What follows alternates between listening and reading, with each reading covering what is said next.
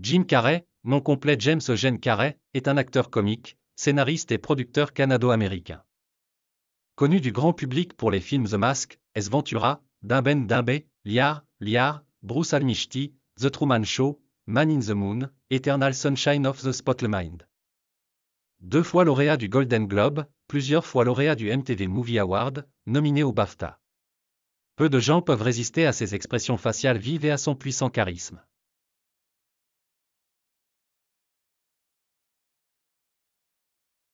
Jim Carrey est né le 17 janvier 1962 à Newmarket, au Canada. La famille ne vivait pas bien, la mère Kathleen Carey, née Oram, était chanteuse dans sa jeunesse, puis est devenue femme au foyer, et le père Percy Carey n'a pas réussi à faire carrière en tant que saxophoniste et est allé travailler comme comptable pour subvenir aux besoins de la famille. Les parents ont élevé Jim, ses sœurs aînées Pat et Rita et son frère John dans la religion catholique. Lorsque Jim était à l'école, son père a été licencié et la famille a dû déménager dans la ville de Scarborough, où Percy a trouvé du travail comme agent de sécurité dans une usine qui produisait des roues de voiture. Le soir après l'école, les 4 enfants travaillaient à temps partiel dans la même usine comme nettoyeurs. Vivre dans un tel régime était difficile, et un jour la famille Carey a décidé de quitter ce travail, même si elle a perdu son logement à cause de cela et a été forcée de vivre dans une caravane pendant un certain temps. En fin de compte, le père a trouvé un emploi à l'aciérie d'Ofasco dans la ville portuaire de Hamilton, en Ontario. La famille s'est installée dans la ville voisine de Burlington et des temps prospères ont commencé. Jim a vécu ici pendant 8 ans, et diplômé de l'école secondaire Aldershaw, a organisé le groupe musical Spooney, après l'école, est allé travailler dans la même usine. Si je n'avais pas fait carrière dans le show business, je travaillerais probablement encore aujourd'hui à Hamilton à la fonderie d'Ofasco. Enfant, je regardais ces ateliers et je me disais, c'est là que se produit le plus beau travail. Mais non moins intensément jeune Jim rêvait de devenir acteur, il aimait grimacer, amuser ses camarades de classe et parodier des personnalités célèbres.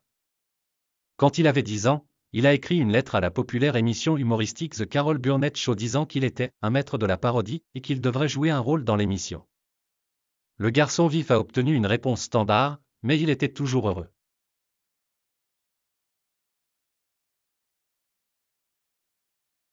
Le père a pleinement soutenu Jim dans son désir de devenir un artiste professionnel. Incapable de l'aider financièrement, il a amené Jim, 15 ans, au club de comédie Yak Yak à Toronto et l'a même aidé à écrire les paroles. La première représentation du jeune homme a lamentablement échoué, mais en 1979, il est monté à nouveau sur la même scène et cette fois, il a réussi à conquérir le public. En 1981, Jim était passé de performances amateurs à micro ouvert à des performances régulières à la carte, devenant la star de plusieurs clubs à la fois.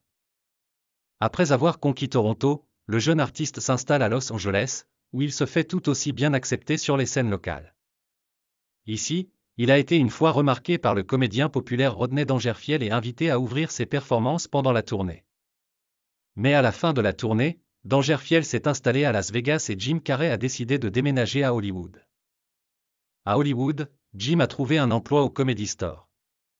En 1982, il fait sa première apparition à la télévision dans l'émission de stand-up Improv Evening, et en 1983, il joue dans l'émission de variété Tonight. Le jeune artiste était insatisfait de sa carrière d'humoriste et rêvait d'apparaître régulièrement à la télévision et de jouer dans des films.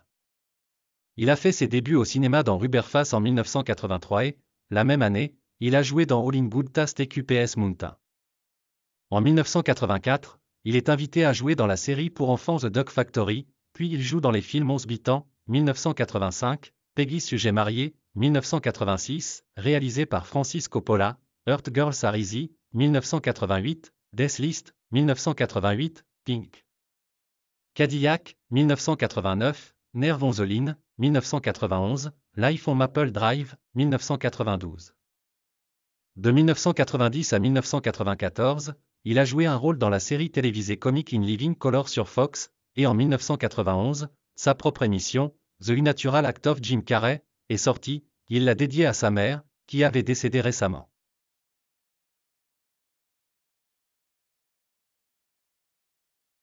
En 1994, une percée fantastique a eu lieu dans la carrière de Jim Carrey. 3 films extraordinairement réussis avec sa participation sont apparus simultanément sur les écrans, Ace Ventura, P-Detective, 107 millions de dollars.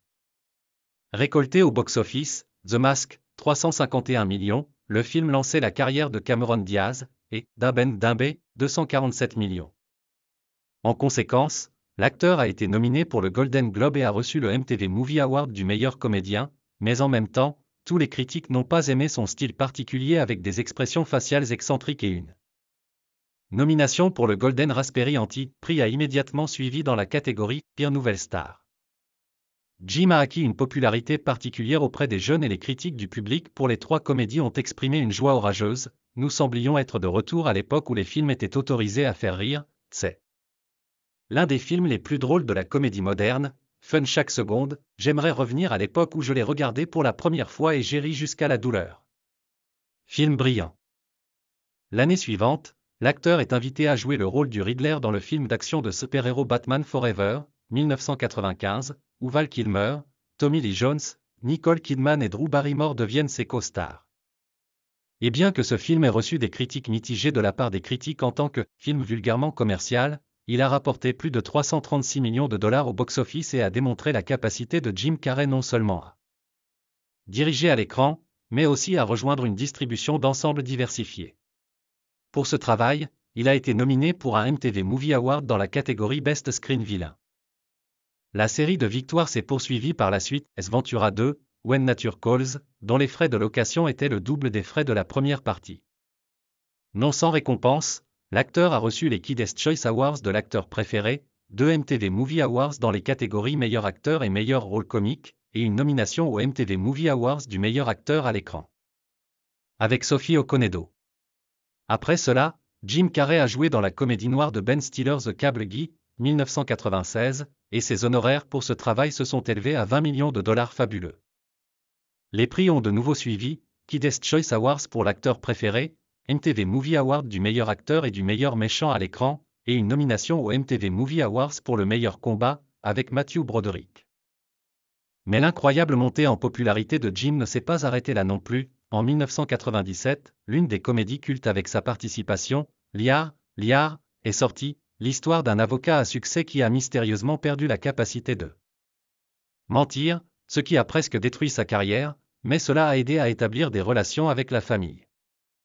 Cette fois-ci, le public était également ravi, grâce auquel le film a rapporté 302 millions de dollars, et même les critiques, qui ont réagi à Jim beaucoup plus chaleureusement que d'habitude, malgré l'intrigue simple, Liar, bénéficie incroyablement de la signature de Jim Carrey, l'humour bouillonnant. Une explosion de rire, et bon gré mal gré vous commencez à l'adorer. Et même Robert Ebert, un critique de cinéma faisant autorité qui a donné des critiques négatives à tous les films précédents de l'acteur, après la sortie de ce film a écrit « Je commence progressivement à soupçonner, ou plutôt, j'appellerai cela la peur, que Jim Carrey est en train de germer à travers moi. » Un prix supplémentaire pour l'acteur était la nomination pour le Golden Globe. Malgré un succès exceptionnel, en 1998, il décide de faire une pause dans son rôle frivole et joue un rôle plus sérieux dans la fantastique tragicomédie The Truman Show. C'est l'histoire d'un homme dont la vie entière s'avère soudainement être une émission de télé-réalité rusée et cruellement planifiée. L'image a reçu les plus grands éloges de la critique comme un film drôle et touchant qui montre avec une précision surprenante une nation malade d'une soif inextinguible d'espionner la vie personnelle des célébrités et des gens ordinaires. Parmi le grand nombre de récompenses prestigieuses reçues par ce film figure le Golden Globe, Jim Carrey du meilleur acteur dramatique. Un autre rôle inhabituel pour lui, joué en 1999, est le rôle du célèbre comédien Andy Kaufman dans le drame biographique de Milos Forman Man in the Moon. Des acteurs célèbres tels que Courtney Love, Danny DeVito et Christopher Lloyd ont également participé à ce film. Et, malgré le fait que cette image n'a pas porté ses fruits au box-office, Jim Carrey a reçu un autre Golden Globe pour elle et plusieurs nominations pour d'autres récompenses cinématographiques. En 2000, l'acteur est revenu à son genre de comédie préféré et a joué dans les films Maître Hagen et Irene, jumelés avec Renée Zellweger, et The Grinch Stole Christmas avec Anthony Hopkins. Les deux films ont été couronnés de succès, The Grinch ayant valu à Jim Carrey un nouveau MTV Movie Award et une nomination au Golden Globe. Un autre travail inoubliable de l'acteur a été le rôle principal dans la célèbre comédie Bruce Almighty, 2003, joué en partenariat avec Jennifer Aniston et Morgan Freeman. Le film a rapporté 484 millions de dollars malgré son interdiction dans certains pays musulmans parce qu'il dépeint un dieu sous la forme d'une personne ordinaire. Parmi ses œuvres, se distingue le drame fantastique romantique Eternal Sunshine of the Spotless Mind, 2003, dans lequel Jim Carrey a joué dans une brillante distribution d'ensemble avec Kate Winslet, Kirsten Dunst, Mark Ruffalo et Elijah Wood. C'est un film sur la beauté déconcertée et l'horreur existentielle d'un esprit piégé dans un esprit déconcerté et l'amnésie auto-imposée d'un cœur brisé mais plein d'espoir. Le film a reçu de nombreux prix prestigieux, dont l'Oscar du meilleur scénario original, et Jim Carrey a été nominé pour les prix BAFTA et Saturn. Sa performance dans ce film a été qualifiée de la meilleure, la plus mature et la plus clairement ciblée de toute sa carrière. En 2007, l'acteur a joué dans le thriller psychologique The Fatal Number 23, et ce rôle était un autre changement majeur par rapport à son rôle comique de Mark. Malheureusement, les critiques ont réduit ce travail en miettes, le qualifiant de maladroit et inintéressant, et Jim Carrey a été nominé pour l'anti-prix Golden Raspberry. Après cet échec, le succès de la comédie Always Say Yes, 2008, dans laquelle il joue avec Zooey Deschanel et Bradley Cooper, s'avère encore plus précieux pour lui. Le prix était un autre MTV Movie Award et plusieurs nominations aux Teen Choice Awards et Kids Choice Awards. Les critiques ont écrit « Always Say Yes est bien comme comédie avec Jim Carrey, mais c'est encore plus intéressant de le regarder comme un film d'amour qui vous fait rire de temps en temps. » Cependant, l'intérêt de l'acteur pour le cinéma plus sérieux n'était pas du tout épuisé et, en 2009, il a joué l'un des rôles principaux dans la tragicomédie romantique I Love You Philip Morris en partenariat avec Ewan McGregor. Le film a été projeté au Festival du film non commercial de Sundance et plus tard au Festival de Cannes avant sa sortie mondiale. En raison de l'abondance de scènes érotiques homosexuelles, la photo n'a pas trouvé de débouché pour un large public pendant plusieurs mois et les auteurs ont dû découper certains fragments. Et bien que le box-office ait été assez modeste selon les standards hollywoodiens, les connaisseurs du cinéma d'auteur ont approuvé ce film avec enthousiasme. Cette comédie romantique tirée de faits réels a ses défauts, mais ils sont complètement sans importance sur fond de son ton doux et drôle et du meilleur agissant de Jim Carrey tout au long de sa carrière. Dans le même 2009, il a joué dans le film A Christmas Carol, une adaptation 3D de l'histoire de Charles Dickens. Avec lui, Colin Firth, Gary Oldman, Robin Wright Penn et d'autres acteurs célèbres ont participé à ce projet. Le film est devenu un véritable blockbuster, récoltant 325 millions de dollars. Ensuite, il y avait des œuvres dans les comédies à succès, Mr. Popeyes Penguins, 2011, Dumb and Dumber 2, 2014 et plusieurs autres films. Ces dernières années, Jim Carrey s'est activement impliqué dans la production, et à ce nouveau titre il a participé au documentaire Rubble Kings, Kings of Pavenstones, 2015, à la série télévisée I'm Dying with Logter, 2017 et plusieurs autres projets. En 2018, Jim Carrey a joué dans la série comique dramatique Kidin en tant qu'acteur principal et producteur. Dans ce projet, Kerry joue le rôle de l'animateur d'une émission de télévision pour enfants qui fait face à des problèmes dans sa vie personnelle. La série a reçu des notes assez élevées de la part des critiques. Ces dernières années, il s'est pratiquement éloigné du grand cinéma et s'est consacré à son ancien hobby, la peinture. Désormais, parmi ses œuvres, le genre de la caricature politique prévaut. Pour des raisons politiques, il a également supprimé son compte Facebook et vendu ses parts dans l'entreprise. Cependant, en 2020, les téléspectateurs ont vu Kerry dans le rôle méchant du Dr Robotnik dans le long-métrage sur Sonic the Hedgehog. L'acteur, bien que pas trop similaire à la source originale d'un jeu vidéo, s'est parfaitement habitué au rôle. En 2021, Kerry devrait présenter le film d'animation Space Jam 2. Dans ce document, l'acteur a joué le rôle du masque. Le tournage du travail de l'auteur de Jim, la série Just Kiddin, se poursuit également. Il a été renouvelé pour plusieurs saisons.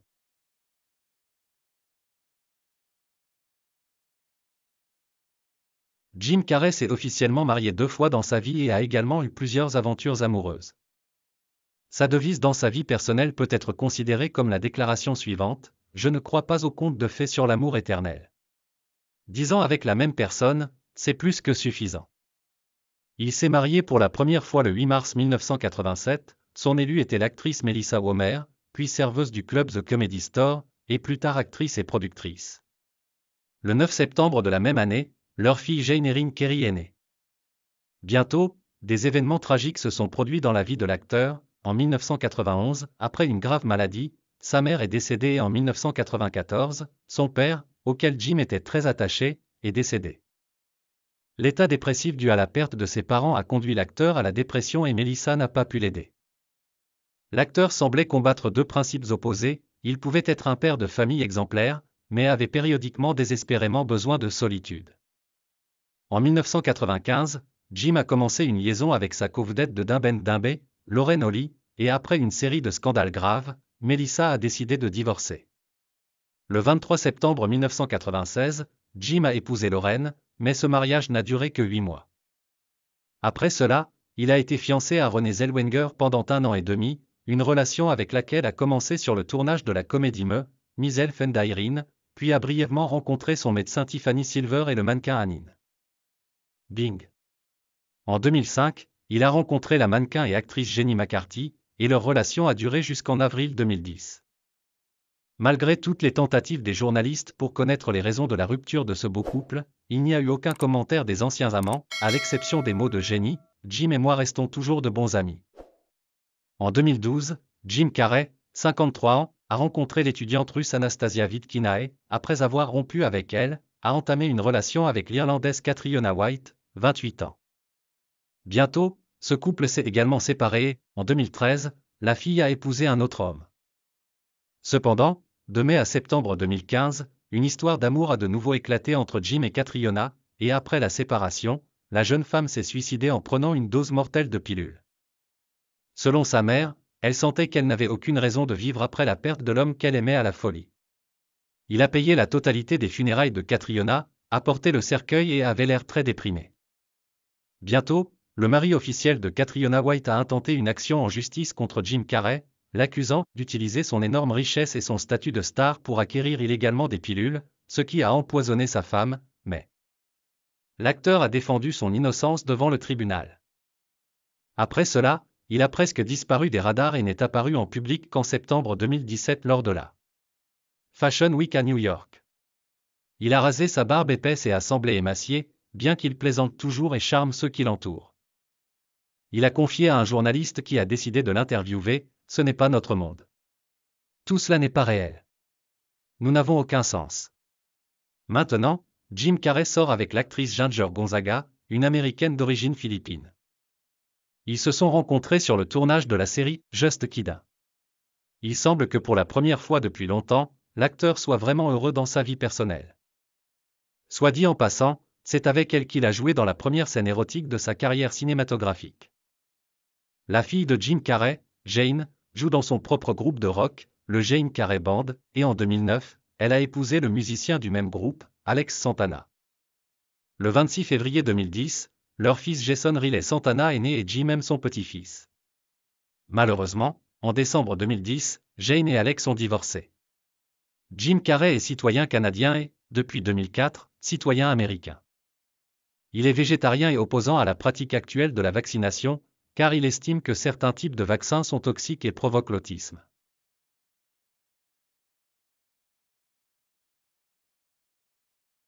Le 30 mars 2022, la deuxième partie de Sonic est sortie, dans laquelle Kerry a repris le rôle de Robotnik. À propos de l'avant-première, Access Hollywood a interviewé l'acteur, au cours duquel il a annoncé sa retraite. « Je pourrais continuer dans le même esprit, mais je fais une pause. J'aime vraiment ma vie tranquille. J'en ai assez fait.